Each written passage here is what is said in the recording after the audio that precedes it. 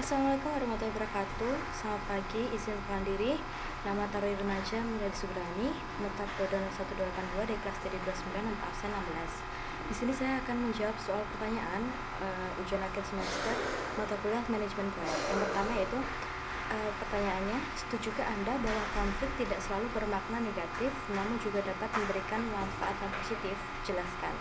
Ya, saya setuju bahwa konflik tidak selalu bermakna negatif dan dapat memberikan manfaat yang positif.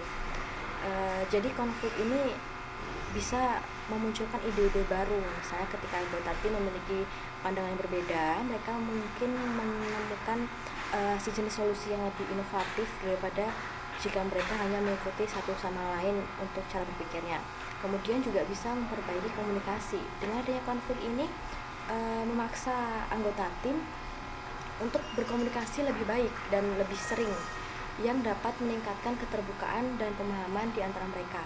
Kemudian konflik juga bisa memperkuat hubungan kerja.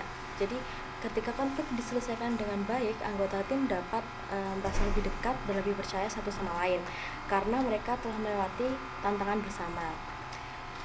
Terus konflik juga bisa meningkatkan kreativitas dan inovasi. Jadi konflik ini dapat mendorong pemikiran anggotanya untuk inovasi dan memperbaiki dalam perbaikan kelanjutan. Begitu. Kemudian nomor 2 yaitu berikan satu contoh konflik dalam pelaksanaan proyek dan tipe manajemen konflik yang sesuai dalam penyelesaiannya. Jadi contoh konflik dalam pelaksanaan proyek adalah bisa juga perbedaan pendapat antara anggota tim mengenai metode pelaksanaan tugas misalnya. Jadi satu anggota tim atau lebih suka pendekatan tradisional misalnya, seperti yang lain lebih suka menggunakan teknologi terbaru. Untuk menyelesaikan konflik ini, tipe manajemen konflik yang sesuai adalah kolaborasi. Jadi dalam kolaborasi ini semua pihak yang terlibat bekerja sama untuk mencari solusi yang memuaskan semua pihak melalui diskusi dan negosiasi. Proses ini juga bisa melibatkan seperti mengidentifikasi kepentingan bersama, mencari solusi win-win, atau mengembangkan solusi yang mengakomodasi kepentingan semua pihak, dan komunikasi terbuka dan jujur. Kemudian pertanyaan ketiga yaitu adalah pada tahap yang mana di dalam siklus hidup proyek yang paling rentan terhadap risiko, berikan penjelasannya. Jadi menurut saya tahap yang paling rentan terhadap risiko dalam siklus hidup proyek adalah tahap perencanaan. Jadi pada tahap ini berbagai keputusan yang penting diambil yang akan mempengaruhi seluruh proyek. Jadi risiko pada tahap perencanaan dapat meliputi seperti estimasi yang tidak akurat. Jadi kesalahan dalam estimasi waktu, biaya, dan sumber daya dapat menyebabkan masalah serius pada tahap selanjutnya. Kemudian ada juga definisi yang tidak jelas. Jadi ketidakjelasan dalam definisi tujuan dan ruang lingkup proyek dapat menyebabkan perubahan yang sering dan kebingungan di kemudian hari nantinya. Kemudian juga bisa kurangnya komunikasi dengan pemangku kepentingan. Jadi jika kebutuhan dan harapan pemangku kepentingan tidak dikomunikasikan dengan baik, proyek mungkin tidak memenuhi harapan mereka. Terus pada tahap perencanaan ini juga bisa menimbulkan risiko teknis dan operasional ataupun identifikasi risiko yang tidak memadai. Kemudian soal nomor 4, apa yang menyebabkan suatu proyek dihentikan pengerjaannya? Baik, dalam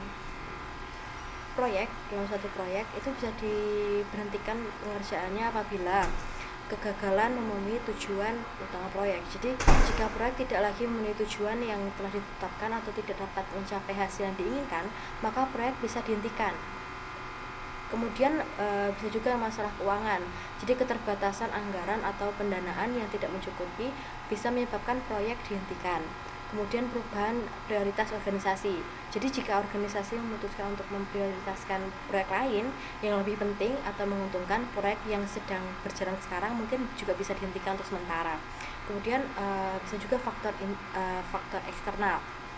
Jadi suatu proyek bisa dihentikan apabila perubahan regulasi atau mungkin kondisi pasar atau situasi ekonomi yang tidak mendukung bisa menjadi alasan untuk menghentikan proyek. Kemudian pertanyaan kelima, yaitu jelaskan perbedaan antara estimasi biaya dan penganggaran proyek. Baiklah, estimasi biaya itu merupakan perkiraan total biaya yang dibutuhkan untuk menyelesaikan sebuah proyek. Jadi estimasi biaya ini mencakup biaya langsung seperti bahan baku dan tenaga kerja, dan biaya tidak langsung seperti overhead dan administrasi. Estimasi biaya biasanya dilakukan pada tahap perencanaan awal untuk memberikan gambaran kasar tentang kebutuhan dana proyek. Kemudian ada juga penganggaran proyek. Penganggaran proyek merupakan proses mengalokasikan dana yang diperlukan berdasarkan estimasi biaya berguna untuk komponen proyek. Misalnya penganggaran melibatkan distribusi dana ke berbagai aktivitas dan item berdasarkan prioritas dan kebutuhan proyek yang lebih detail. Penganggaran juga mencakup penentuan cadangan biaya untuk menghadapi ketidakpastian. Kemudian pertanyaan keenam yaitu mengapa pengendalian proyek sama pentingnya dengan perencanaan proyek? Baik, pengendalian proyek sama pentingnya dengan perencanaan proyek menurut saya karena kedua ini memastikan bahwa proyek tetap berada di jalur yang benar sesuai dengan perencanaan yang telah dibuat.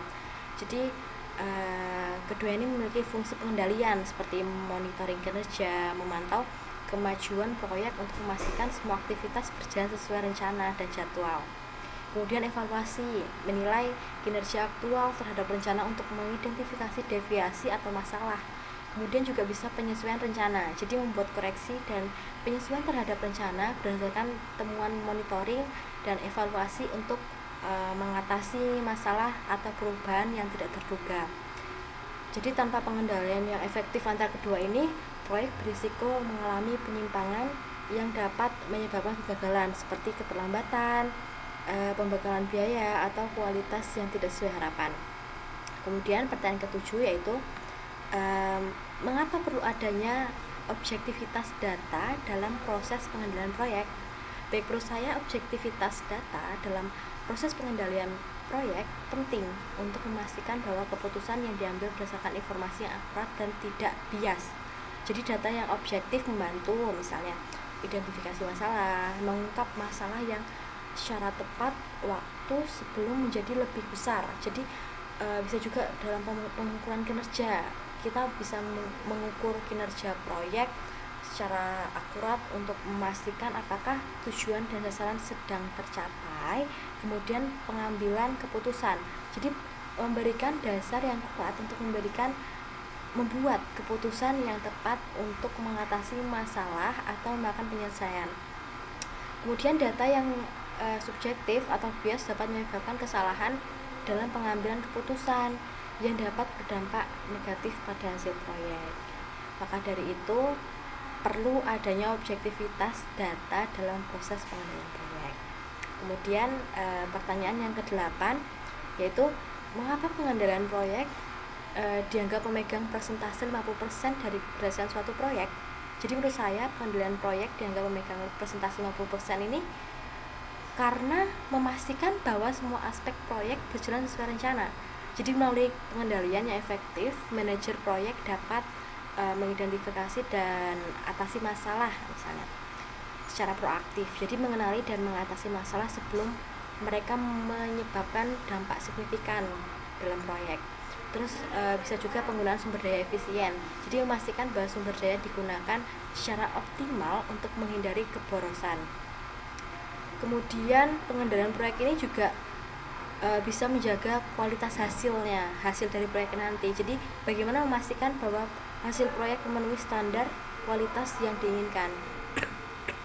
Jadi menurut saya tanpa pengendalian yang baik, proyek berisiko tinggi mengalami seperti keterlambatan, pembengkakan biaya, atau hasil yang tidak sesuai harapan. Jadi oleh karena itu pengendalian proyek merupakan faktor kunci atau bisa disebut dengan persentase 50% suatu keberhasilan proyek dalam memastikan proyek itu bisa berjalan atau tidak. Begitu. Mungkin sekian jawaban dari saya. Kurang lebihnya mohon maaf. Wassalamualaikum warahmatullahi wabarakatuh.